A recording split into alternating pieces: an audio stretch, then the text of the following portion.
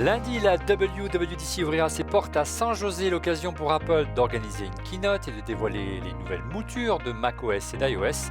Nous serons en direct, alors quelles nouvelles fonctionnalités espérer? Revue de détail des avancées attendues côté logiciel avant le grand déballage lundi par Tim Cook. Bonjour à tous, vous regardez On refait le Mac alias ORLM, très heureux de vous retrouver ici à 42, l'école qui forme les futurs talents de la tech. Je vous rappelle que vous retrouvez On refait le Mac chaque semaine sur nos sites www.onrefaitlemacom. Vous le retrouvez également sur notre chaîne préférée sur Dailymotion, mais également sur YouTube. Je vous invite à vous abonner et à cliquer sur le petit pouce. Vous retrouvez On refait le Mac également sur nos applications mobiles ORLM pour iPhone, iPad et Apple TV, en une version HD et une version audio sur iTunes et Podcast, qui est désormais sur TuneIn, pratique pour regarder, ou plutôt écouter On refait le Mac sur les enceintes Sonos. Enfin, retrouvez On refait le Mac chaque semaine et tous les jours carrément sur les réseaux sociaux, sur notre page Facebook, sur notre compte Twitter et désormais sur Instagram. Avant de vous présenter nos invités, un rappel, je vous le disais dans le sommaire, lundi prochain, lundi 4 juin, à partir de 18h30, nous ferons un live à l'occasion de la WWDC. Vous pouvez venir assister à l'émission et suivre la keynote sur écran géant ici à 42 et suivre l'émission et la captation dans l'amphithéâtre de l'école 42. Pour vous inscrire et pour nous rejoindre, c'est très simple, il suffit de nous envoyer un email à cette adresse contact@onrefaitlemacom, contact@onrefaitlemacom, et on compte sur vous. Il scrute avec le regard acéré les nouvelles fonctionnalités et avancées ergonomiques d'iOS pour les intégrer dans les nombreuses applications dont il œuvre. Chut, c'est secret. Au développement, notre consultant en stratégie numérique, toujours en quête des derniers objets tendances, Stéphane Zibi. Bonjour Stéphane. Bonjour Olivier, bonjour à tous. Je me fais peur parce que je vois plein de fautes dans mon prompteur. Il faut vraiment que je fasse un effort en termes d'orthographe, mais c'est terrible. En Ouais, duplex c'est pas depuis son trompé pour mon bureau nom. parisien, il en a connu 7 et des WWDC alors qu'il était encore le directeur marketing d'Apple France. Et à l'époque, il avait, comment dire, du mal à faire le plein. Depuis, cela a bien changé, hein, n'est-ce pas, Monsieur X, cet ancien responsable d'Apple qui avance, visage masqué. Oui, oui, absolument, Olivier. Comme je le raconte de temps en temps, les keynotes en général chez Apple et les WWDC n'y échappaient pas, ne faisaient pas ça le comble. Donc, on demandait aux employés d'Apple, que ce soit aux États-Unis ou en France ou en Europe, de venir faire la claque. Aujourd'hui, pour avoir un billet à la WWDC, même les gens de chez Apple ne peuvent pas y aller et les journalistes encore moins. En duplex de Lausanne, notre ami Didier Policani de Mac Forever, il s'est couché très tard hier soir parce qu'il y a eu plein de nouveautés en termes de mise à jour d'iOS. Et enfin, l'HomePod qui parle français, Didier, c'est bien ça? Bah oui, d'ailleurs, je te les ai amenés, tu vois? Mes 2 bébés, ils sont là. On ne les Et voit ils pas, parlent mais on les français, devine. ouais. Ouais, ils sont un petit peu dans le fond. Ouais. Mais, il y a une grosse mise à jour, ouais, cette semaine avec le multi-room, la stéréo et le français, en vue de la sortie en France, donc pour, le 18 juin. On en parlera tout à l'heure parce qu'on va développer la partie intelligence artificielle, reconnaissance vocale dans cette émission. Enfin, dernier chroniqueur cette semaine en duplex depuis la région parisienne. Il ne se sépare plus de son iPad Pro et de son Apple Pencil. Il piaffe d'impatience qu'Apple mue sa tablette en un vrai ordinateur pour les pros. Thierry Derouet, bonjour Thierry. Eh bonjour. Non, non, mais là, j'ai ressorti, le stylo ultime. Ça Ouais. ça t'apprendra à me chercher des crosses. En voilà un, hop, toc, Il celui-là, est il est analogique connecté, ça celui-là. marche. Il coûte un peu plus cher qu'un Apple Pencil. Quoique. Allez, place aux chiffres de la semaine. Le chiffre de la semaine avec Stéphane Zibi. Cette semaine, Olivier, la question était: qu'attendez-vous des prochains iOS 12 et macOS 10.4? Hmm. La première réponse qui est arrivée avec 41% et plus de stabilité et de performance. Ensuite, ce sont de nouvelles fonctionnalités. En 3, la refonte des interfaces.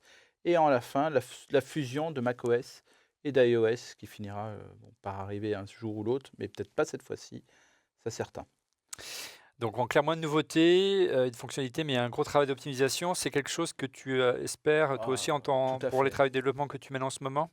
Oui, Olivier, enfin, bon, je ne pense pas qu'à mes développements perso, mais que l'on fait actuellement. Mais ce qui est important aujourd'hui, c'est d'avoir un téléphone qui tient la journée. C'est d'avoir évité que des applis crashent pour des raisons ou pour une autre. Et c'est vrai qu'aujourd'hui, quand on est en, en simple utilisateur, c'est vrai que nos applications, une fois qu'elles voient qu'elles plantent ou quoi que ce soit, on les jette très rapidement. Il y a eu quand même une grosse mise à jour lors de la dernière, lors de l'iOS 11. Il y a beaucoup d'applications qui sont parties à la trappe parce qu'elles étaient codées de façon un peu ancienne, certes. Donc il y en a beaucoup qui ont été passées à la trappe. Il y a eu même beaucoup de retravail qui ont été faits. Il y a des changements de taille d'écran. Ça faisait beaucoup de travail pour les développeurs. Là maintenant, bon, bah, je pense qu'on a envie de un peu de stabilité et voilà. Donc, Ouais. je Moins pense que de ça me moins de semble fonctionnalités en clair, moins de nouveautés, mais un gros travail d'optimisation pour privilégier la stabilité, notamment sur les iPhones qui deviennent un petit peu anciens, si vous voyez ce que je veux dire. En clair, ralentir la cadence pour corriger les bugs, c'est la tendance pour la QV numéro 12 d'iOS. Revue de détail. iOS 12, une année de transition, voire mieux une année, une QV, Snow Léopard, moins de nouveautés donc et moins de fonctionnalités, un gros travail d'optimisation.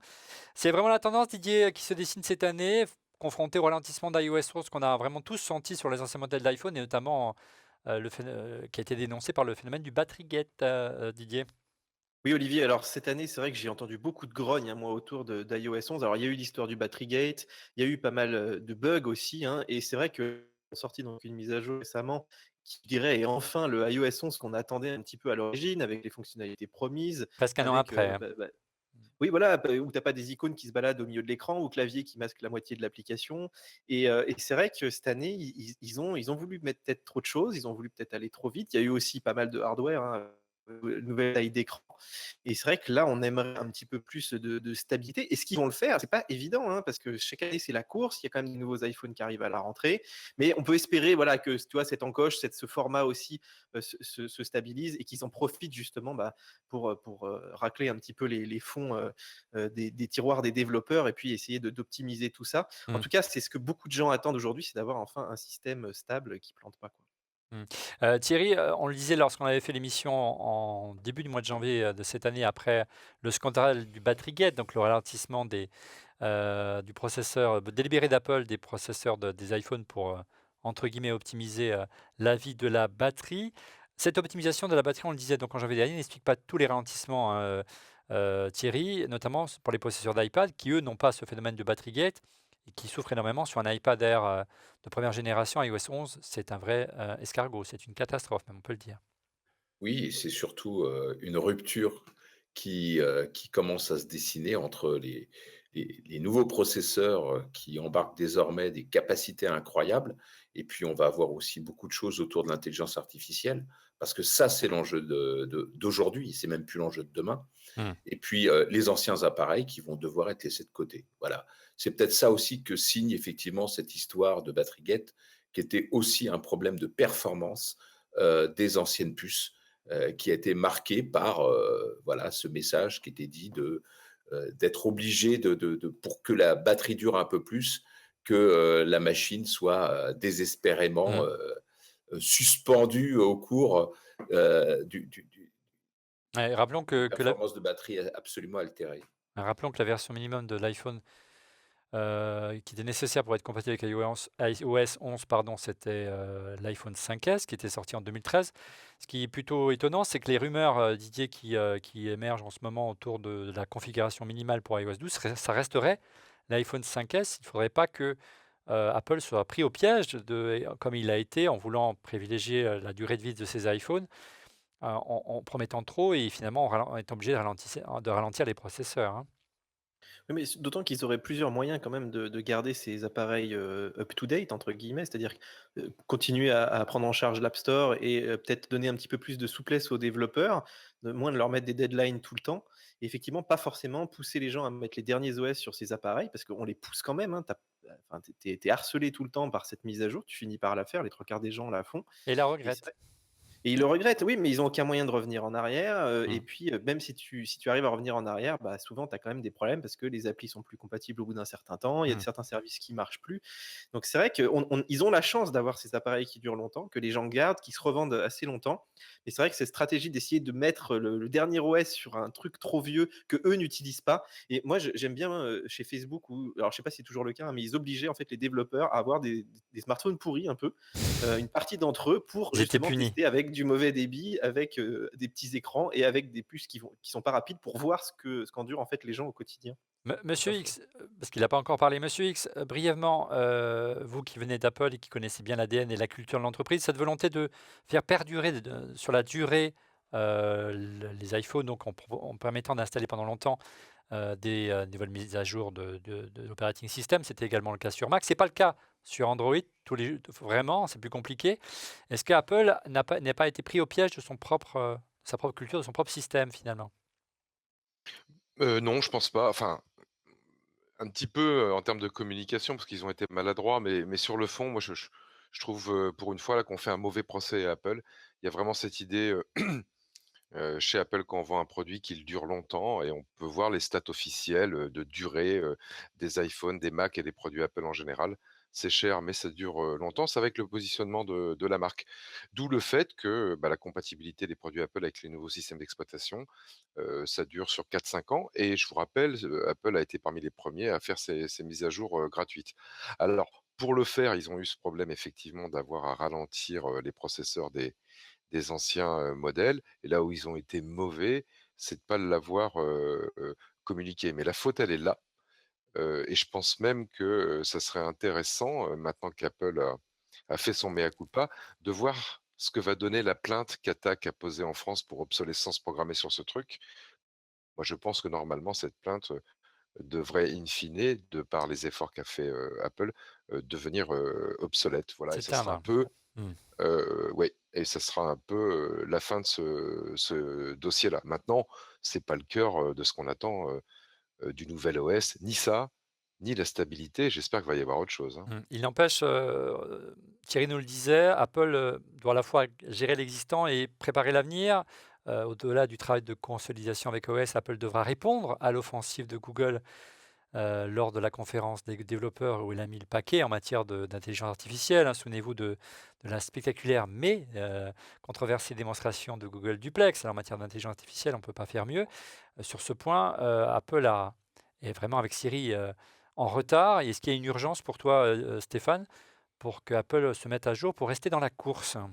Urgence, je sais pas si c'est le mot, mais en tout cas, c'est vrai que les gens, ont été impressionnés par cette démo.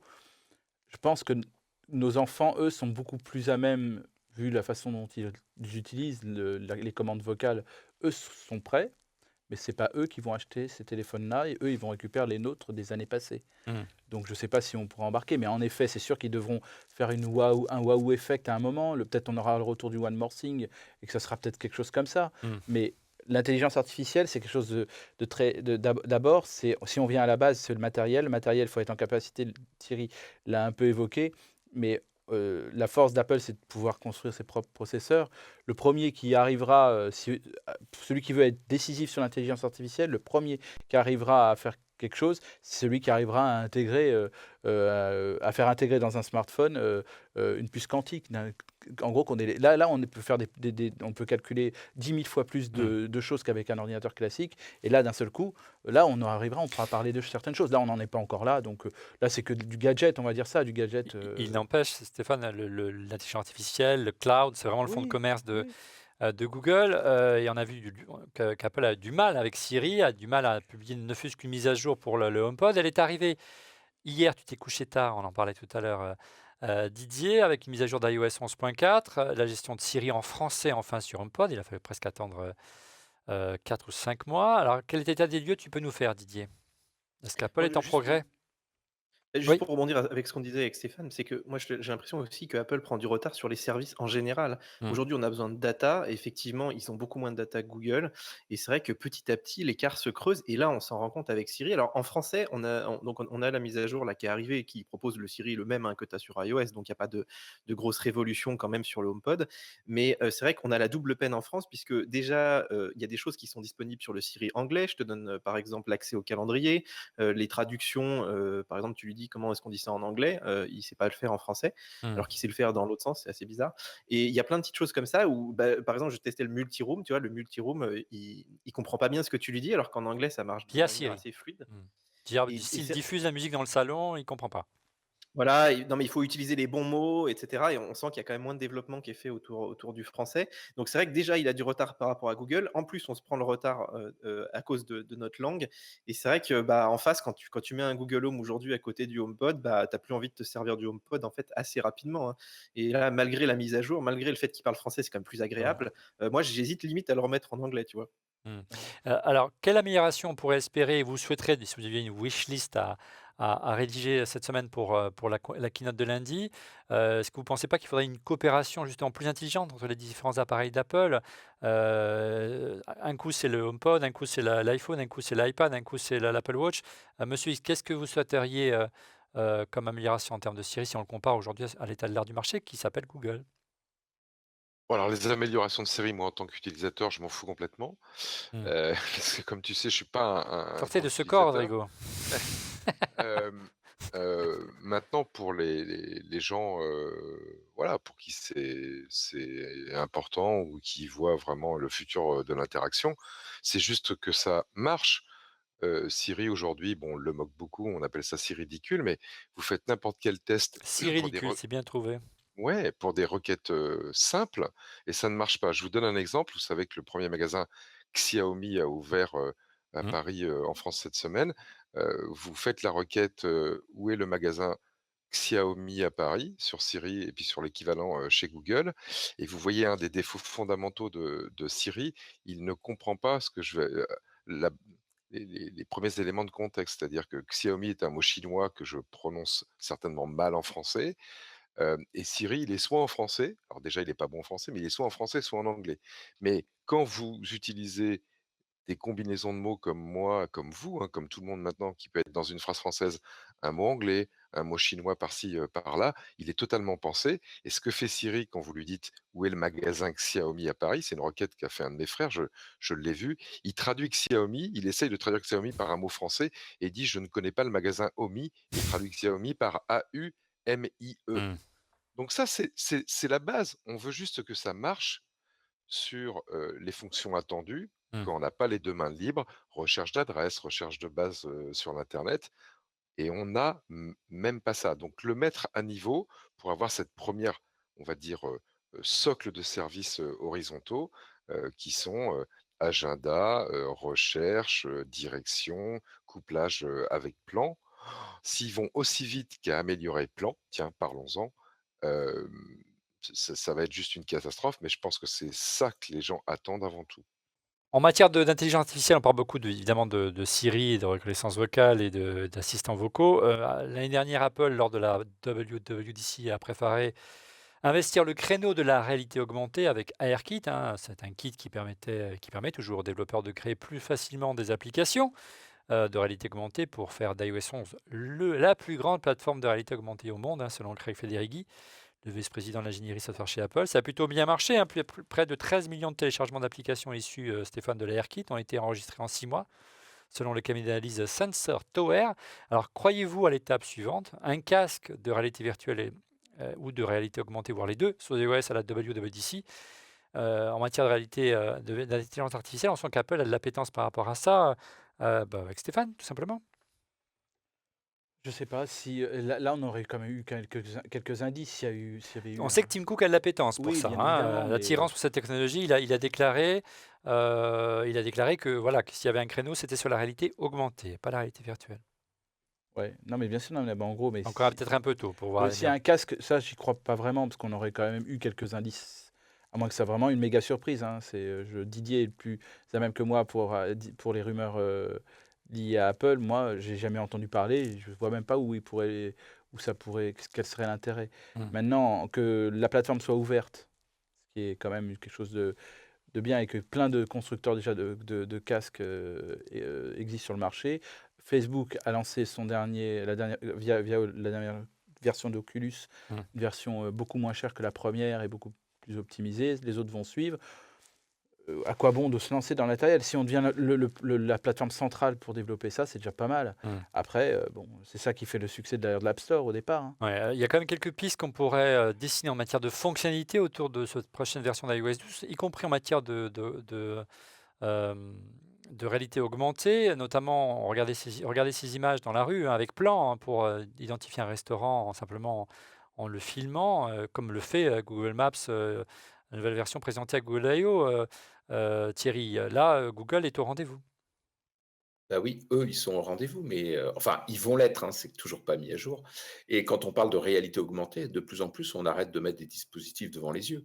Mmh. Le premier des dispositifs qu'on utilise aujourd'hui, c'est un smartphone, on dit Ah, c'est simplement. l'argument de Craig Federighi l'année dernière, hein. Voilà, Mmh. vous prenez le smartphone et au travers de ce que vous voyez sur le smartphone, vous allez obtenir de l'information complémentaire, notamment, et c'est celle qui est extraordinaire, celle qui vous guide au plus proche de l'endroit où vous devez aller. Parce que c'est vrai que moi, j'utilise beaucoup, par exemple, tout, tous les dispositifs pour m'orienter dans Paris.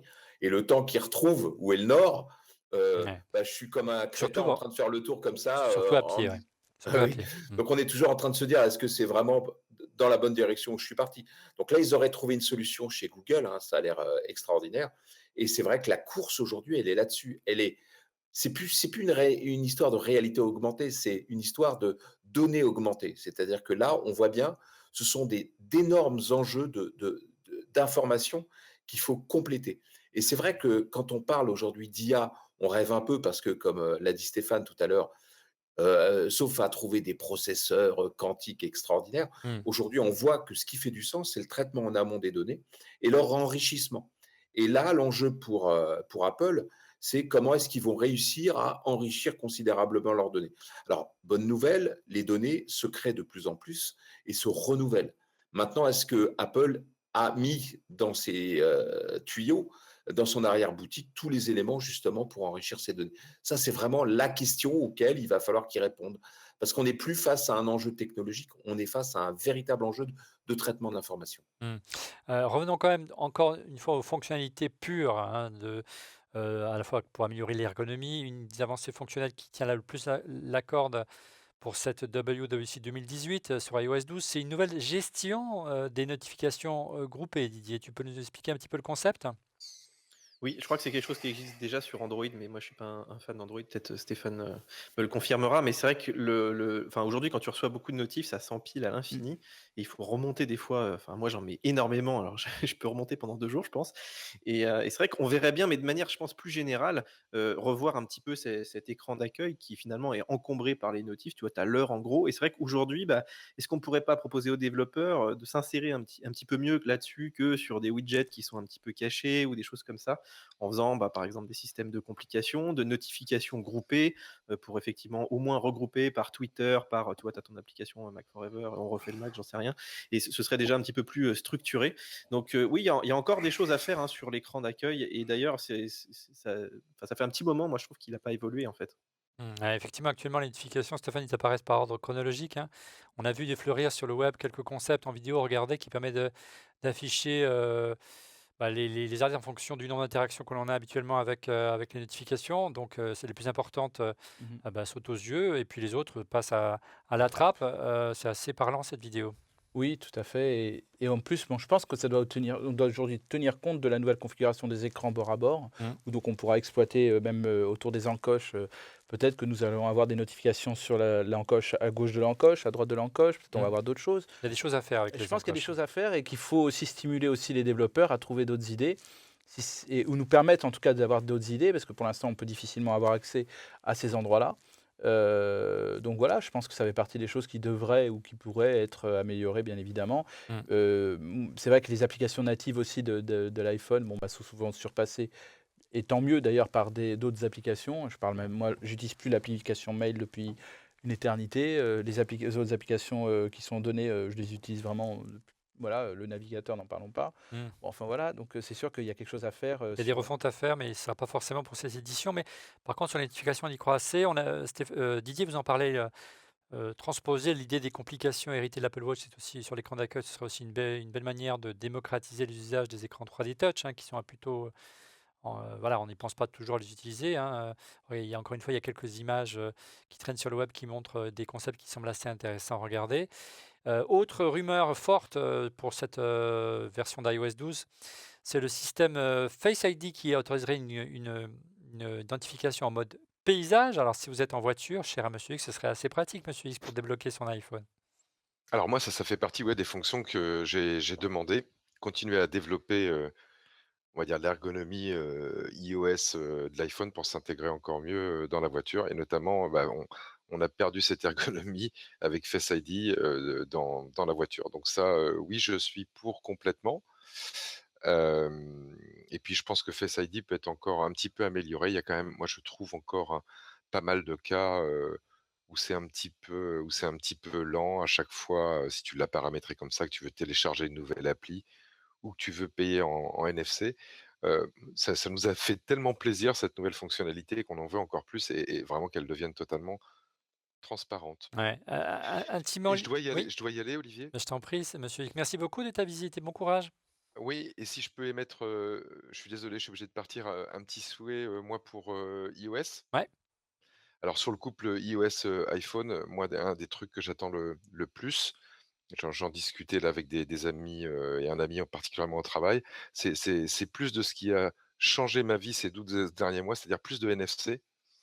Ça c'est vraiment un truc, fondamental, et Google sans doute est en train de prendre la main parce que comme on le sait, le système NFC, et ça sera peut-être que du logiciel, donc dans iOS et le firmware de l'iPhone, est aujourd'hui bridé par Apple. Or, il y a des trucs qui sont en train de se passer, hein.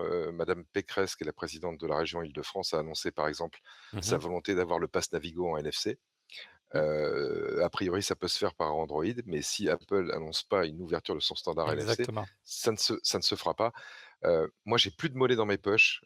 J'aimerais bien, quand je vais dans le métro, pouvoir le faire avec l'iPhone, l'Apple Watch, et là, je pense que si Apple à la WWDC ouvre le NFC aux applications, tierces, il y a un champ des possibles là pour continuer à révolutionner les usages, sans fil, ce qu'on appelle le concept de la smart city, Mmh. qui est assez large et plus concret que la réalité augmentée. Voilà, c'était mon petit leg. Bonne fin d'émission à tous. Merci Monsieur X, à très vite. Didier, il semblerait que, ça se dessine cette ouverture de la puce NFC, le débridage de la puce NFC sur tous les iPhones avec l'arrivée d'iOS 12. C'était déjà un petit peu le cas avec iOS 11, hein, Apple avait un peu entrouvert la porte, mais c'est assez limité, hein. En fait, il y a 2 choses sur la puce NFC. C'est une puce sur laquelle tu peux lire et écrire, et avec, iOS 11, ils ont libéré la lecture. C'est-à-dire que, par exemple, si tu veux lire, je sais pas, bah, le contenu de ton Mmh. pass Navigo à la Mmh. limite, ou l'identifier, tu peux déjà le faire, enfin potentiellement, et ça, les développeurs sont plus bridés là-dessus, mais ça limite beaucoup l'usage puisque souvent le problème, c'est d'écrire sur la puce, de dire: «Tiens, je suis tel utilisateur du pass Navigo», et informer la borne que c'est bien toi, et cetera. C'est de ça dont on parle. Pour l'instant, c'est réservé à Apple Pay, et c'est le seul usage en fait sur lequel on peut utiliser la NFC. Mais je pense qu'ils n'auront pas le choix. Comme l'a dit Monsieur X, aujourd'hui, on va avoir énormément de besoins sur les transports, sur tout un tas d'identifications. Même tu arrives au bureau, tu aimerais que ta serrure connectée, elle s'identifie avec la NFC et pas avec du Bluetooth ou du Wi-Fi qui marche jamais. Ou Donc ils encore vont être avec obligés de HomeKit, passer tout par ça. simplement. Mais je pense que c'est aussi une histoire de sécurité. Et c'est vrai qu'il y a eu des gros problèmes de sécurité. Je pense qu'Apple veut aussi arriver au bon moment avec cette technologie. Mmh. Pêle-mêle en matière de fonctionnalités, on parlait tout à l'heure de Face ID, une fonction intimement liée à Face ID, bien sûr, c'est l'arrivée de nouveau un emoji, hein, sans surprise, qui devrait débarquer, lundi prochain. Une autre application devrait s'ouvrir aux animojis dans iOS 12, il s'agit de FaceTime qui gérait enfin, entre parenthèses, plusieurs interlocuteurs. Ça fait des années qu'on rêve d'un FaceTime où on puisse, inviter avec son iPhone 3 ou 4 personnes pour converser en vidéo. On pourrait l'utiliser pour On refait le Mac plutôt qu'utiliser Hangout. Bref, passons, regardez, il y a quelques concepts également qui ont émergé sur le web et c'est assez sympa en termes d'interface. Je pense qu'il n'y a pas 50 manières de le faire, donc ça devrait ressembler à ça. Autre point qui devrait également s'améliorer, messieurs, c'est le contrôle parental, hein. Les parents pourraient déterminer combien de temps leurs enfants passeraient sur leurs iPhones ou iPad, dans la lignée de ce que proposait il n'y a pas si longtemps Thierry, Google, lors de sa Google I/O, hein, pour réduire les addictions au smartphone. C'était vraiment un thème fort de Google. Il semblerait qu'Apple veuille s'aligner également sur cette problématique-là, hein. Tout à fait. Moi, j'aurais presque envie de dire que c'est un effet de mode, puisque tout le monde aujourd'hui est en train de reconsidérer après avoir forcé les gens à se connecter tous à Encourager, s dirons-nous. voilà. Non, non, ça a été vraiment, on est passé par une étape où, c'était mal vu de pas être connecté. Oui, Aujourd'hui, c'est on vrai. voit très bien qu'il faut amener les individus à reprendre la main sur le cerveau, notamment de leurs enfants, et sur son développement. Mmh. L'interdiction prochaine en France, des smartphones dans les lycées et les collèges est quelque chose d'attendu et de bienvenu, et on voit bien que ce ne sont pas des environnements logiciels qu'il faut, modifier, ce sont vraiment des habitudes d'usage. Ouais, alors pour conclure sur, le sujet d'iOS 12 avant de passer à macOS, mais après le busomètre cher à Didier, Policani, quelle est votre liste de vœux, votre wish list pour les fonctionnalités que vous aimeriez voir apparaître? On a vu avec Monsieur X, donc ce serait l'arrivée du NFC, mais ça semble bien engagé. En ce qui me concerne, moi, ce serait plutôt le mode multi-utilisateur, hein, que dans cette émission on réclame, et notamment Rodrigo depuis des années, notamment sur l'iPad, parce que l'iPad est un objet familial et qu'on partage et qu'on n'a pas envie que son fils ou sa fille, consulte, ses mails ou autre chose. Donc voilà, ce serait bienvenu, ça existe dans l'univers Android. Messieurs, quelles seraient vos fonctions que vous souhaiteriez voir apparaître? Puisque Thierry est à l'écran, pourquoi pas commencer avec Thierry? Heu, Oui, cette idée de rendre multi-utilisateur l'iPad, je sais pas. Ouais, tu m'avais parlé Personnellement, de gérer plus le stylet sur l'iPad. Toi, c'est quelque chose qui te tenait plutôt à cœur, qui ah était mais sous-exploité, tu m'avais dit ça. Je te remets sur la ç voie. ça c'est clair. Si des fois ma mémoire défaille, Oui. pour moi, il faudrait vraiment qu'on intègre cette notion de reconnaissance d'écriture. C'est-à-dire, transformer directement l'écriture manuscrite en écriture, automatiquement reconnue et utilisable, ce qui existe déjà sous un autre environnement, il me semble, qu'on Mmh, appelle Surface. c'est clair. Stéphane, en plateau, quelle fonctionnalité tu aimerais voir émerger si tu en vois une qui te manquerait? Une nouvelle fonctionnalité, c'est le multiprofil, ça, c'est certain. On Ça, est d'accord sur ce point. je pense qu'on est tous Pas d'accord. pour Apple, hein, qui préfère qu'on achète plusieurs iPads pour chaque membre de la famille, mais Non, passons. non, on abandonne, c'est tout. On le laisse, toi, tu le laisses à ton fils de. Ah oui, moi Voilà. j'ai plus d'iPad, C'est c'est mon tout, fils qui t'as l'a. plus d'iPad, point, Ouais, c'est tout. voilà. C'est la seule conséquence que ça a. Ouais. Ça, je pense Mais qu'on même va. sur l'iPhone, hein, quand ils me chopent, les enfants, ils chopent aussi les Oui, iPhones mais et ça, c'est quand pas bien, ça. ouais, Parce ouais, qu'après, on peut plus. Non, on va pas commencer. bah, ouais. Euh, Ouais, sans rien dire, hein, des fois. non, mais bien évidemment, non, mais c'est vrai que le multiprofil serait souhaitable sur ça. Mais moi, je sais pas, je suis. Est-ce qu'à chaque fois, les constructeurs de voitures, ils changeaient tout, ils bouleversaient leur voiture, tu connais bien le marché, Mmh. ils changeaient toute la voiture en un coup, ou Non, alors c'est ça vrai. prenait plusieurs Bah, années? là, ça fait des années qu'on réclame certaines fonctionnalités, Oui, mais bien sûr, mais ça arrive petit à petit et je suis sûr que si par exemple ils annoncent, j'entends déjà le FaceTime avec plusieurs personnes, je sens que la salle va crier, va hem, être heureuse, bah, ouais, parce qu'on moi, attend mais ça depuis ça des fait années. juste Je FaceTime sais bien, depuis je sais. 2010, quoi. Mais Ça bien fait juste, évidemment, on est 8 ans d'accord. qu'on le réclame On est bientôt. d'accord parce que ça s'est standardisé maintenant les multi. Donc voilà, je pense qu'il faut plutôt pas être trop ambitieux ou il faudrait peut-être quelques petites choses qu'on attend depuis quelques temps, ça sera déjà suffisant. Ouais, Didier, pour conclure? Oui, moi je vais aller vite, mais je rejoins un peu ce que dit Stéphane, mais plus côté développeur. Moi, Ouais. j'aimerais bien qu'Apple calme un peu le jeu avec ses Ah, API dépréciés très rapidement. Et en fait, quand tu développes et que tu es une petite boîte, tu passes ton temps en fait plus à t'adapter aux nouveaux iPhones, aux nouveaux OS, À marche à essa forcée. voilà, la marche forcée. Et c'est vrai que c'est tout du temps aussi où les gens ne développent pas les nouvelles fonctionnalités. Donc voilà, on pourrait élargir un petit peu aussi en disant qu'il leur faudrait des fois un petit peu plus de souplesse sur certaines API, parce que c'est vrai que je pense c'est la confiance des développeurs et il y a toujours quand même beaucoup à faire pour leur rendre la vie un petit peu meilleure et aussi penser justement aux petits studios de développement, à ceux qui n'ont pas forcément les moyens Tout à fait. d'être au top chaque année en fait. Merci Stéphane, non, Didier. merci Didier, Didier. pardon, et on passe tout de suite au busomètre. Allez, le busomètre, là, le classement des rumeurs qui ont le plus pesé cette semaine autour de la planète Apple avec Didier. Première rumeur, Didier. Et alors la première rumeur, ce sont des iPhones colorés, des iPhone 10 colorés, enfin 10 peut-être que ce sera Oui. la prochaine génération, je ne sais pas, mais on a vu quelques petites images, alors les couleurs avaient l'air assez moches, hein, honnêtement, j'espère que qu'Apple va pas sortir ça, C'est mais c'est vrai pas que c'est l'iPhone 6.1 là dont on parle, c'est bien la prochaine version d'iPhone 10 en couleur, hein. Non. bon, ça ressemble à un iPhone 10, donc voilà, a priori ce serait un iPhone 10 ou Bon, son descendant direct, mais bon voilà, de toute façon de la couleur, c'est un truc que je trouve qui pourrait être assez cool et qui pourrait relancer les ventes, voilà, avant les nouveaux modèles. Je suis d'accord. deuxième rumeur, Didier.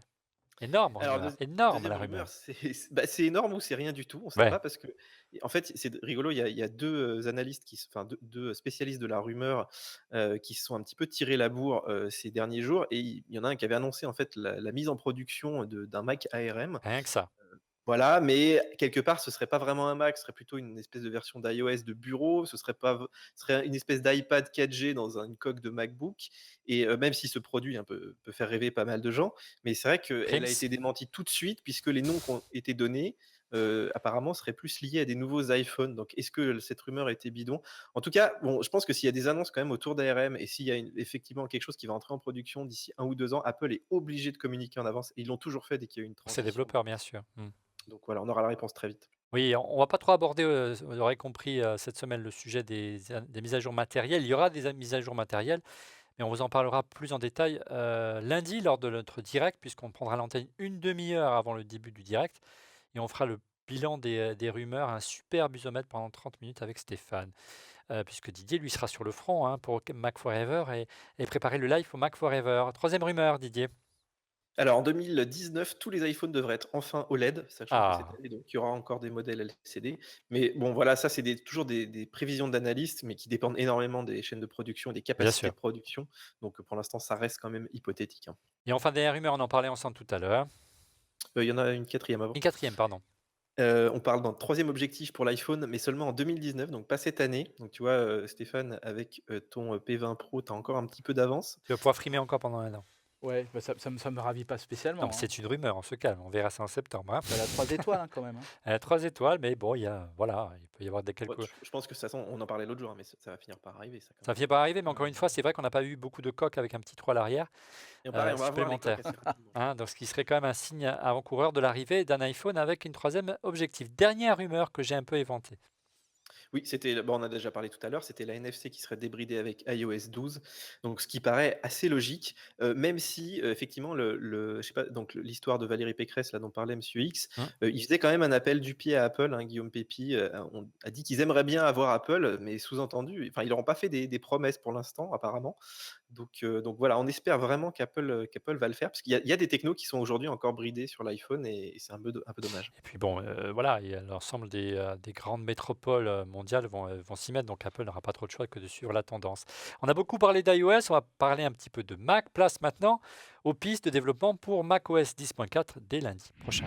macOS souffle sa 17e bougie, alors quel sera le successeur de macOS High Sierra, hein, également, on peut penser que High Sierra, n'avait pas forcément eu énormément de nouvelles fonctionnalités, hein, Didier, ces dernières années, hein. Et puis là, cette année, ça pourrait être différent, notamment avec, la perspective de la montée en puissance du fameux projet Marzipan, je ne sais pas comment on doit prononcer ça. Tu peux nous en dire quelques mots de ce projet? Parce qu'il aurait un impact très fort, hein, sur l'avenir du Mac. Ce ne serait pas forcément visible au début, mais sur le long terme, oui.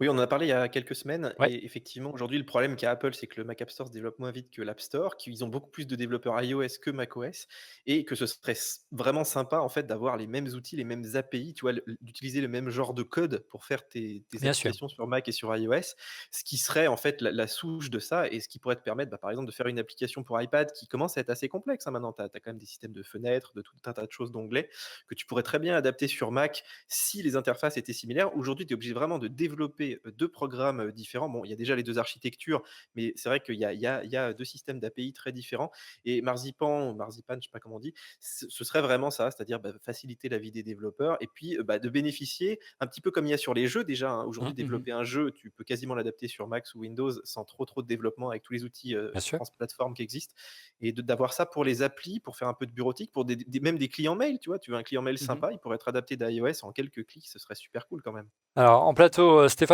la perspective d'avoir un outil de développement commun et en clair développer une application qui tournerait aussi bien sur iOS, sur iPhone, iPad et sur Mac, c'est plutôt une bonne nouvelle pour le Mac.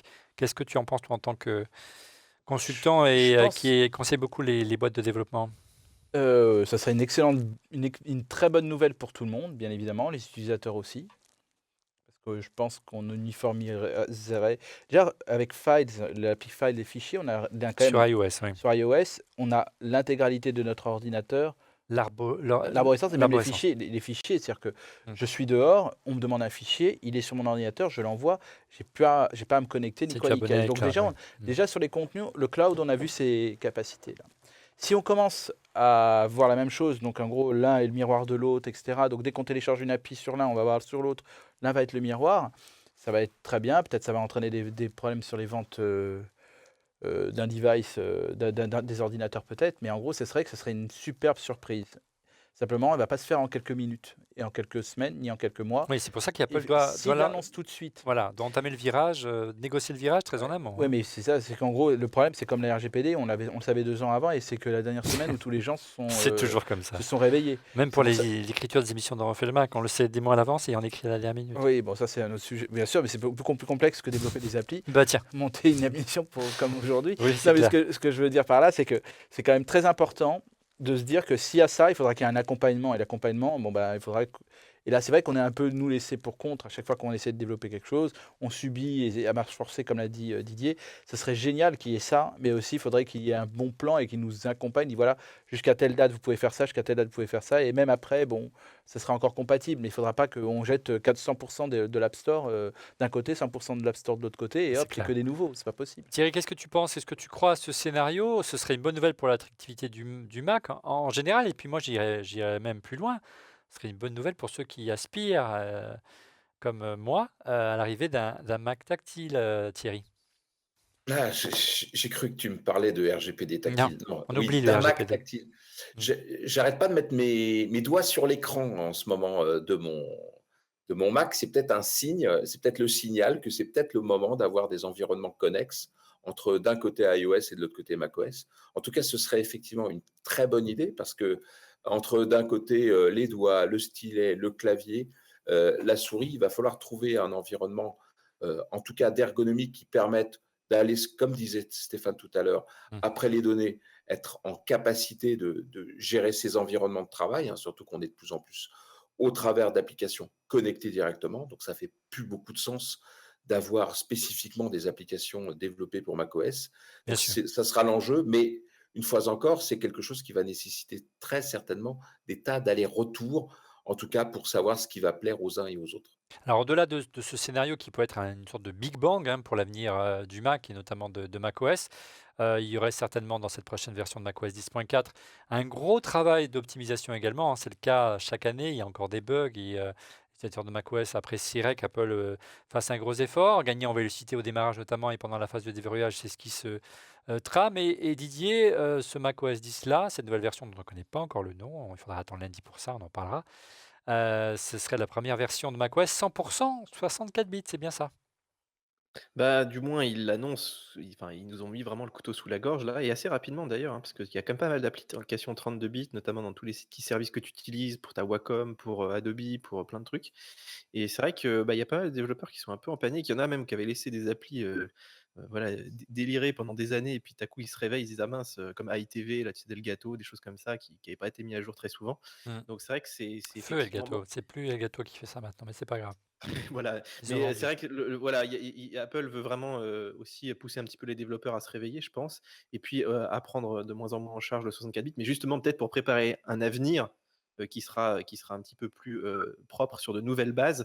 Donc, essayer de mettre un petit peu tout le monde au même niveau avant ce moment de rupture. Mmh. Mais, c'est vrai que oui, ben, il y a pas mal de choses aussi qui sur High Sierra, tu vois, ont mis du temps à venir. Même, l'IGPU, il est pas encore totalement mature. Metal 2, il a mis beaucoup, beaucoup de temps Arrive à ouais arriver. D'ailleurs, les développeurs ont testé, hein, ils ont sorti leur titre, et les vraiment un peu systèmes de plus tard. fichiers APFS qui est toujours pas géré par les disques, sur Alors que ça Fusion y était sur Drive, les hein? bêtas de High Sierra Ouais, et c'est vrai que, ouais, il y a tout un tas de petites choses aussi aujourd'hui qui méritent vraiment, bah, de l'optimisation. oui, qui nous fait envie d'un petit Snow Leopard bis, en fait. Et au-delà dit, il y a peu de rumeurs autour de nouvelles fonctionnalités. On a vu passer une fonctionnalité, une rumeur autour d'un mode nuit amélioré, hein, étendre son monde sombre, non plus simplement au dock et à la barre des menus, mais à d'autres éléments du système, voire à des applications, donc c'est à suivre. C'est assez logique par rapport à ce qui passe sur iOS. Alors quelle serait plus à nouveau votre liste de vœux pour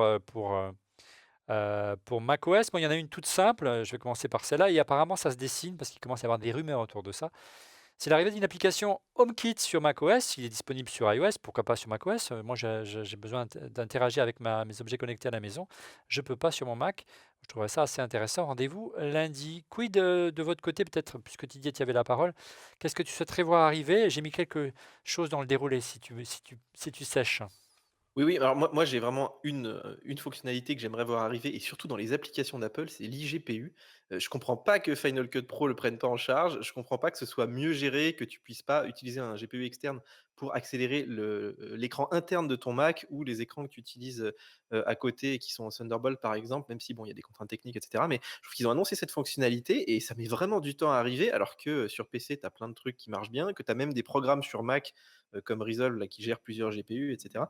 Et je trouve qu'aujourd'hui, il y a plein de gens qui ont acheté ces boîtiers pour rien, quoi. Donc, c'est un petit peu décevant. Après, je suis d'accord avec toi effectivement sur, il y a Time Machine dans le cloud. Il y a pas mal de gens qui ont pas trop donné, hein, qui Alors, sont tu quand es même d'accord avec moi confiants. parce que je l'ai mis dans le déroulé, mais Oui, les oui, gens oui. qui nous regardent ne le voient pas, donc il faut que tu expliques. Et effectivement, il y a des gens qui aimeraient pouvoir sauvegarder dans le cloud plutôt que d'avoir des NAS ou Oui, un des time machine, clés USB, dans le cloud tout simplement et comme qui sur l'iPhone, en comme fait. sur l'iPhone, bien sûr. Ça fait des années qu'on en rêve, Mais il faut mais pas trop donner. Moi, j'ai 2 téras sur mon disque interne, tu vois? Ce serait impossible Ben, quasiment, même avec une ça ferait, grosse ça ferait fibre. de l'achat d'iCloud pour eux, hein. ça aurait de l'achat. Il y a Crashplan qui fait ça très bien et puis bon, il faut avoir surtout de la fibre, hein, pour que ça fonctionne et après c'est vrai que une fois que la 1re semaine de sauvegarde est terminée, tu pourras juste, implémenter les nouvelles fonctionnalités mais moi je trouverais qu'effectivement qu'un time machine dans le cloud, C'est juste, ça va juste dans le sens de l'histoire, mais passons. De ton côté, Stéphane, quelle fonctionnalité tu souhaiterais voir apparaître, C'est vrai que la gestion des appels en groupe pour FaceTime, pour que maintenant on ouais, refait le max soit sur FaceTime, ça serait et pas non plus mal. sur Google Hangout, ce serait bien. Voilà, Ouais. le Time C'est juste Machine. pour nous qui vont le faire, ce serait Voilà, formidable. exactement. Donc, je trouve que ce serait un bel hommage avec le logo dont on fait le Mac derrière. Je pense que c'est ça, ce qui va se passer. Ça va être ça la grosse surprise En fait, de. bientôt la 300e d'en Refait le Mac, on réserve Voilà, des surprises, ce sera début du mois voilà. de juillet. Voilà. Non, mais en fait, on l'a un petit peu dit tout à l'heure, mais c'est vrai que pour moi, il y a certaines applications natives comme le mail ou l'agenda qui sont vraiment très mauvaises par rapport Ouais. aux autres applications. Ils Puis, essaient de les progresser, ouais, mais c'est le bordel, on ne sait plus si c'est, une voilà, alerte Google, une alerte, exactement. Ouais. Outlook, une alerte, de son calendrier. C'est vraiment, je Il y suis a pas d'accord avec vraiment, toi. il y a vraiment, c'est vraiment pas top. Et je vois, moi par exemple, j'utilise une appli de mail qui s'appelle Mail, mais de l'éditeur Edison. Mmh.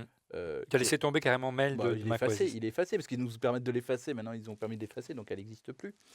Et c'est vrai que c'est le jour et la nuit, comme pour le calendrier, j'utilise un truc qui s'appelle Ah, tu parles de Mical. l'iPhone, hein, pas sur le Mac, Oui, oui, bien d'accord. sûr. Pardon, sur Mical. Non, mais en gros, mais elles sont disponibles aussi Ouais, là-dessus. ouais, Voilà. alors, Mais c'est vrai que pour moi, ces deux applis là, moi, je ne regarde que ça. Je ne regarde que ça. Et c'est ça qui est intéressant, c'est que nos applications qu'on utilise sur le Mac, bon bah elles ont pas, en fait j'ai l'impression que c'est pas la priorité, voilà. Alors que bon peut-être ils auraient mieux fait de faire un petit redesign quoi. Faut dire mmh. les choses comme elles sont. De ton côté, Thierry, quels seraient tes vœux pour une nouvelle fonctionnalité ou une amélioration d'une fonctionnalité, phare de macOS 10? Bon, à part, sortir, la la la le redesign complet d'iTunes, hein, Ah, ça et fait des années qu'on l'attend, mais, bah, oui, bon, ça, j'y depuis crois 2001, plus, hein. de plus en plus, on l'utilise, ailleurs que sur le Mac. Mais je pense que le gros du boulot aujourd'hui, il est vraiment sur la donnée. Ouais. Il est vraiment sur effectivement, sur le côté redondant des alertes, la redondance des éléments de calendrier et puis, excusez-moi messieurs, Microsoft, Google, Apple et que sais-je encore, vous nous cassez les pieds, vous vous mettez d'accord sur un langage unifié Oh et là vous là. nous simplifiez ça. Oui, pourquoi pas une Vous nous facturation unique pendant qu'il y est? emmerdez. Non, mais là, c'est pas possible. C'est Ouais. c'est c'est juste que avec la démultiplication des systèmes d'alerte et autres qu'on essaie de synchroniser, là, il y a un gros boulot à faire. Et là, je pense que tout le monde applaudirait des 2 mains en disant: «Ah!» voilà. Mmh. Tu parlais d'iTunes, c'est vrai qu'il y aurait quand même un travail à faire avec l'arrivée d'Apple Music, hein.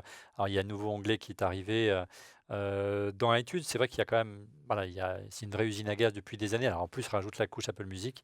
Il faudrait peut-être nous redesigner tout ça. Il y a quelques rumeurs qui commencent à apparaître autour d'une nouvelle version d'iTunes. Tu parlais des données, mais on en parlait en amont de cette émission pour iOS, mais pour macOS, c'est la même chose. Siri, hein, un Siri plus puissant parce que franchement, Siri sur macOS, il sert pas à grand-chose, Didier.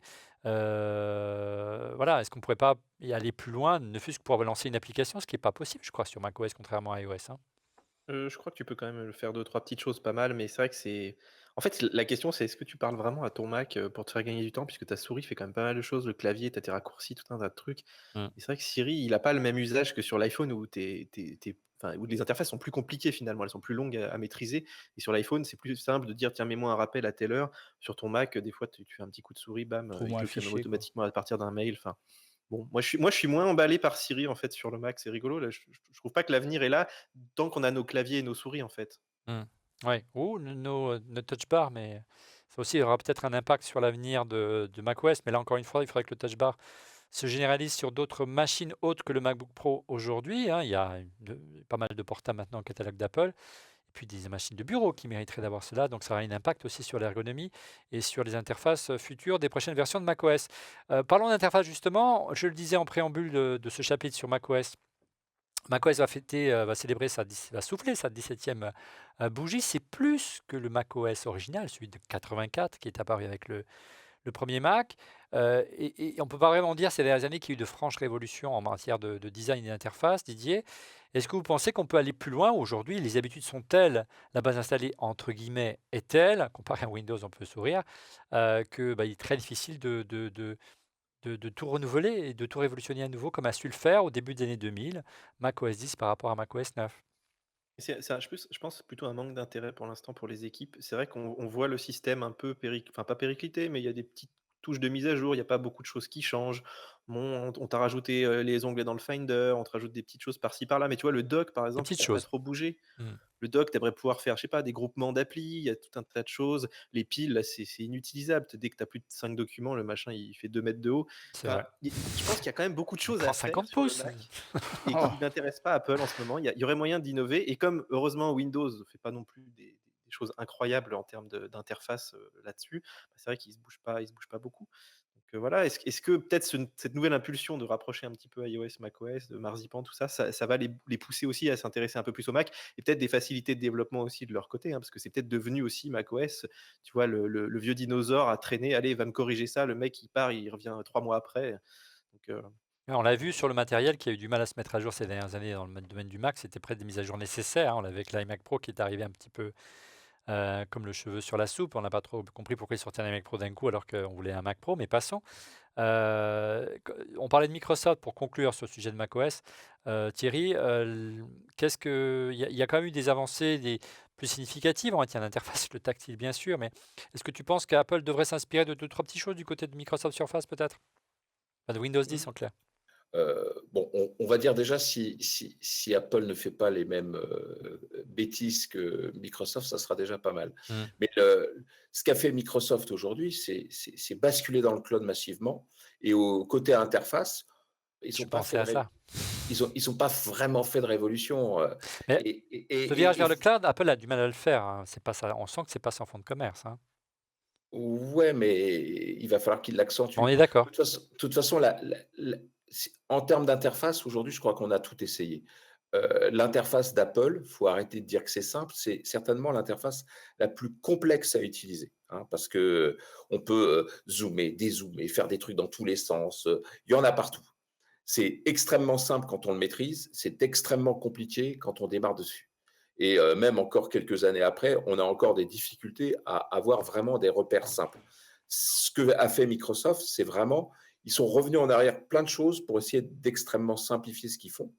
Et c'est pas mieux ce qu'ils font aujourd'hui sur le cloud, hein, de temps en temps, hein.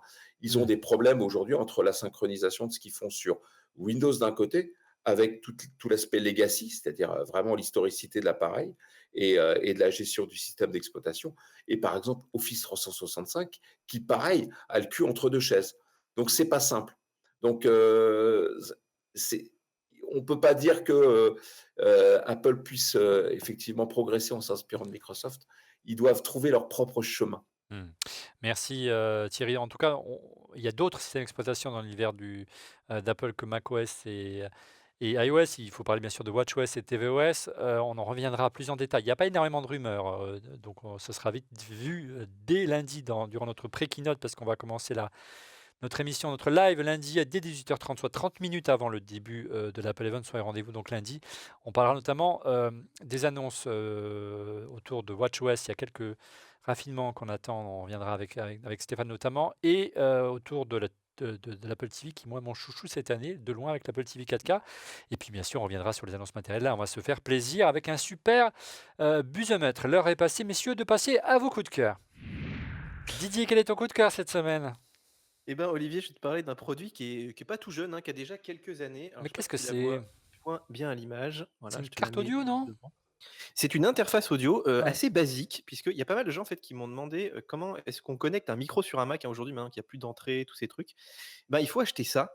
En fait, cette petite interface, donc ça coûte une centaine d'euros. Ça te permet de brancher donc un micro, je sais pas si tu vois bien là, XLR, mmh. enfin 2 micros XLR ou un micro et une guitare si tu fais de la musique, par exemple. Et en fait, tu as une super qualité, d'entrée. Tu as évidemment du monitoring, donc pour régler tes niveaux. Tu as aussi, une prise casque et même des prises d'enceinte derrière. Alors je sais que tous les pros et cetera, ils connaissent ça depuis de nombreuses années, mais ce truc-là, en fait, devient, relativement accessible maintenant et est super efficace. Donc si vous faites des petits podcasts, que vous enregistrez sur votre Mac, que vous faites de la voix off, j'en sais rien, pas mal de petites choses, et ben, ça coûte que 100 balles et puis après tu peux acheter même un micro pas très cher et ça évite d'acheter toutes ces «merdes» entre guillemets USB, USB. qui te vendent surtout la connectique USB, mais qui derrière ont pas forcément la qualité, terrible. Et qui Ça, tu se peux limite à t'acheter un l'informatique, alors que ça, c'est du vrai matériel audio. Mmh. exactement et surtout ça, c'est increvable. Tu vois, le gars chez qui je l'ai acheté, il m'a dit: «Ça, je n'ai aucun retour». Voilà. Et c'est quel modèle que tu as là? Alors oui, je voulais le mettre, c'est la Scarlett, donc la double, celle où tu as 2 entrées, de, Focusrite. Voilà, Focusrite, bon, on mettra le lien dans les commentaires en dessous, comme chaque année, chaque semaine, c'est vous connu. Ouais. retrouvez, Chaque année. chaque année, ça va mieux, de mieux en mieux. Chaque semaine, vous retrouvez les liens des coups de cœur dans les commentaires, que ce soit sur Dailymotion YouTube ou même sur iTunes. Euh, Thierry, de ton côté, ton coup de cœur cette semaine.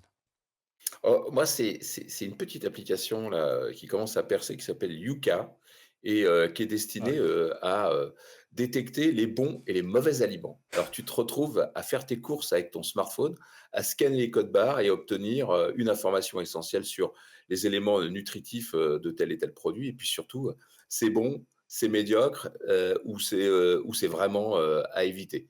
Donc, c'est un truc que je recommande, c'est assez amusant. Donc, il y a des fois, il y a des bonnes surprises pour savoir exactement ce qu'on va manger.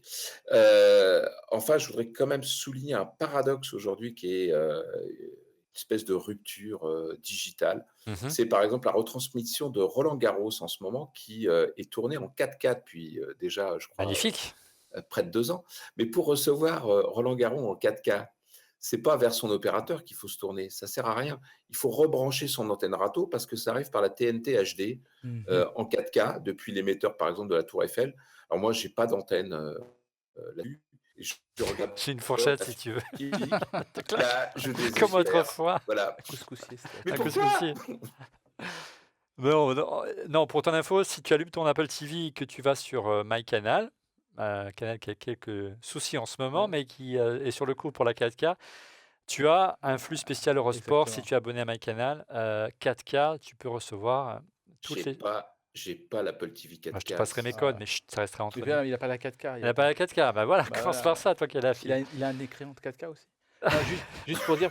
Il est taquin cette Non, semaine. mais juste pour Stéphane. l'appli Yuka, moi je sais Ouais. pas comment tu peux faire après parce que tu manges plus rien. Ah, on mange plus rien, c'est clair. Non, mais Moi, je vois ma fille, elle me dit non, pas ça, pas ça. Je dis attends, merde, j'ai faim, ma fille. Hein, donc, voilà, mais voilà, et voilà, ça le mais met au ça, régime. Hein. ouais, Pas plus mal, hein. voilà, il faut voilà, il faut trouver le juste milieu. Mais bon, allez, puisque attends, oui, c'est toi qui as pris la parole, donc tu continues, mon cher Stéphane. Ah, bah oui, d'accord. Donc en fait, j'ai deux coups de cœur qui n'en font qu'un en fait. Ce qui est déjà pas mal. Ouais. Allez. En fait, le premier coup de cœur, il vient juste de s'achever, c'est Viva Technology 2018. Alors autant, bon, je suis peut-être un petit peu aigre ou peut-être un peu dur en disant ça tout d'abord, mais les premières et deuxième versions, c'était l'alpha et la bêta. Là, on avait la première vraie version, il me Ouais, après les semble-t-il. deux premières éditions. Voilà, Ouais. il y avait 100 000 visiteurs, c'était vraiment top à tous les niveaux. Didier a fait quelques vidéos, je vous encourage à aller les voir sur Mac Forever parce qu'il a passé pas mal de temps là-bas et il a pu s'apercevoir pour sa première là-bas de l'effervescence, tout simplement, du milieu. Et je pense qu'on peut être fier d'une certaine manière de cet événement-là qui a lieu en France et à Paris. Et Surtout qu'il n'y en a plus beaucoup. Hein, il y en a plus beaucoup. d'événements Non, tech mais en- en gros, il y a le CES qui monopolise l'attention en Ouais. début d'année. Il y a la NRF qui suit pour le retail. Il y a le Web Summit à Lisbonne. Il y a quelques événements un peu plus Il y a petits. l'IFA, Berlin. Ouais. Voilà, il y en a quand même quelques-uns qui sont, que ce soit le Next Web à Amsterdam, etc., les DLD à Munich et à Tel Aviv, etc., etc. Mais là, on a quelque chose qui était concret parce que les gens, quand on amenait, on rencontrait les dirigeants d'entreprise, ils comprenaient pourquoi aujourd'hui on allait vers le numérique et c'est très important. Ouais, moi, ce qui me trouve paradoxal, c'est qu'il faille encore convaincre des dirigeants d'entreprise qu'il faille aller vers le numérique. Ça me paraît complètement Bah, dingue. Hein. C'est quand même quelques années derrière moi et voilà. Mais Bah, bon, ouais. on va y arriver. Hein, Ouais, on y arrive et je pense que c'est à travers des événements. Ouais, Et bien là, sûr. justement, donc, il y a eu, dans la continuité de Vivatech, il y a eu 2 dénominations successives qui ont été faites à la tête de la French Tech avec Kat Borlogan et au Conseil national du numérique avec Salwa Toko, de femmes. Je pense que la France, aujourd'hui, se met vraiment en marche, sans jeu de mots, vraiment, pour devenir le hub de l'Europe en termes de numérique, parce qu'en fait, la France, c'est un trop petit marché. Et donc, si trop on petit. devient le hub et qu'on devient le concentrateur, Oui. je pense qu'on arrivera à quelque chose. Donc, en plus, le CNN, on pouvait éventuellement se poser quelques questions avant. Là, cette Le fois-ci, Conseil quand même, national du du numérique. voilà, Ouais. pas la chaîne de télé. Non. Et il y a cette fois-ci des personnalités expérimentées et diverses comme Gilles Babinet, Gaël Duval, Henri Isaac, Nathalie Collin de La Poste ou Maud Bailly d'Accor et d'autres que j'oublie, pardonnez-moi. Et donc, cette nouvelle présidente, je pense qu'on aura vraiment dans les années à venir vraiment d'excellents ambassadeurs pour nos sujets numériques et technologiques et qu'on pourra être aidé de tous azimuts. En plus, donc, avec hier, donc en gros, l'annonce de 100 mesures pour les startups. Donc, on a, je pense actuellement, tout est fait pour qu'on puisse entreprendre et entreprendre dans le numérique et même ça puisse bénéficier, on refait le Mac. Oui, j'espère un jour. Et puis, comme tu parlais d'excellents ambassadeurs, on connaît bien un, on refait le Mac, il s'agit de Pascal Cagny, l'ancien vice-président d'Apple Europe, et d'Apple tout court d'ailleurs, qui est maintenant l'ambassadeur de Business France, c'est ça? C'est pour les startups, en tout cas Pour pour les la startups. rayonnance des startups Donc on le dans le monde salue, on entier. l'embrasse. Et c'est vraiment, je vous dis, je pense qu'on est en train d'avoir quelque chose Ouais. de cohérent. Ouais, on va voir ça. Et puis Donc on c'est un sait coup de cœur, vraiment un coup de cœur. Très bien. De mon côté, moi, un coup de cœur plus terre à terre, c'est du matériel. C'est un disque dur de poche pour les baradeurs. Regardez, c'est le My Passport Wireless SSD. Il est vraiment celui-ci anti-choc. Il intègre particularité une carte un lecteur de carte SD pour copier sans ordinateur vos vidéos ou photos. Il y a un SSD à l'intérieur, donc c'est pas un disque dur traditionnel. La capacité de ce modèle-là est de 500 Go. Autre particularité, ce disque dur est Wi-Fi. Il est possible de consulter donc son contenu sans fil à distance. On peut lire ses rushs de vidéos qu'on aura copiées de ses caméras, ses photos directement sur l'écran de son iPhone, son iPad ou directement sur l'écran de son Mac. Alors le My Passport Wireless SSD, il a 4 capacités, 256 Go, 512 Go, 1 et 2 Tera. Le prix de cette version-là en 512 Go, il faut compter 359 €. Et c'est donc Western Digital, alias WD, qui fait cela. Voilà, nous sommes arrivés au terme de ce 294e épisode d'On refait le Mac. Merci de l'avoir suivi. Je vous donne rendez-vous donc dès lundi. Soyez au rendez-vous pour notre live spécial WWDC. Pour vous connecter, c'est simple. Vous allez sur le site On refait le Mac, sur l'application RLM, sur notre chaîne Dailymotion, sur la portail de Free, sur Mac Forever ou encore tout simplement sur la chaîne YouTube, bien sûr, d'On refait le Mac pour nous suivre. Nous serons live à côté dans le grand amphithéâtre de l'école 42. Il y a encore des places de disponibles, donc vous pouvez nous rejoindre dès lundi et suivre la conférence sur écran géant et assister à la captation de l'émission en public. Et pour cela, il vous suffit de nous écrire, de vous inscrire par l'envoi d'un simple email à cette adresse contact@onrefaitlemacom, contact@onrefaitlemacom. Attention, les places sont limitées, mais on compte sur vous. Et pour être prévenu en temps réel de la mise en ligne de l'émission, je vous invite à vous abonner à notre chaîne en cliquant sur le petit bouton et n'oubliez pas de cliquer également sur le petit pouce. Merci encore pour votre fidélité et à la semaine prochaine, à lundi. Ciao. À lundi.